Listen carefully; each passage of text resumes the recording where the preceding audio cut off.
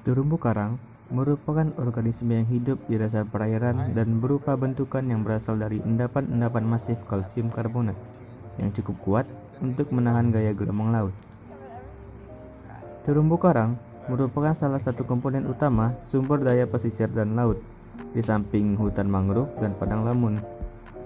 Diperkirakan luas terumbu karang yang terdapat di perairan Indonesia adalah lebih dari 60.000 km persegi, yang tersebar luas dari perairan kawasan barat Indonesia sampai kawasan timur Indonesia. Sedangkan untuk Kalimantan sendiri seluas 119.304 hektar. Faktor yang mempengaruhi sebaran terumbu karang. Pertama, suhu perairan. Karang dapat hidup pada suhu perairan di atas 18 derajat Celcius. Suhu ideal untuk pertumbuhan karang berkisar antara 27 hingga 29 derajat Celcius. Kedua, cahaya matahari. Karang hidup bersimbiosis dengan alga zooxanthellae yang hidup di dalam jaringan karang sehingga memerlukan cahaya matahari untuk proses fotosintesis. Ketiga, salinitas. Salinitas ideal bagi pertumbuhan adalah berkisar antara 30 hingga 36 per mil. Air tawar dengan salinitas rendah dapat membunuh karang.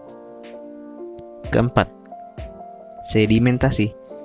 Butiran sedimen dapat menutup polip karang dan bila berlangsung lama bisa menyebabkan kematian karang.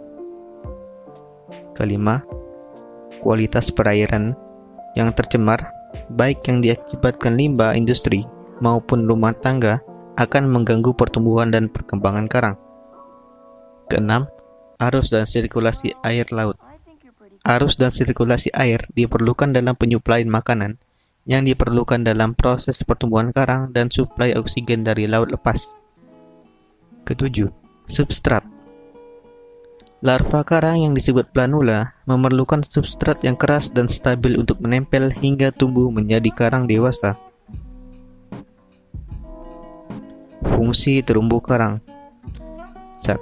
Sebagai benteng alami untuk melindungi pantai dari hempasan ombak.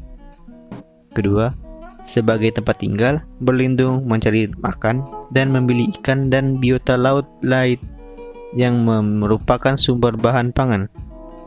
Ketiga, sebagai penunjang kegiatan pendidikan dan penelitian agar biota laut yang ada dalam ekosistem terumbu karang dapat lebih dikenal dan mudah untuk dipelajari. Keempat, sebagai tempat wisata sekaligus belajar dan mengetahui jenis-jenis terumbu karang.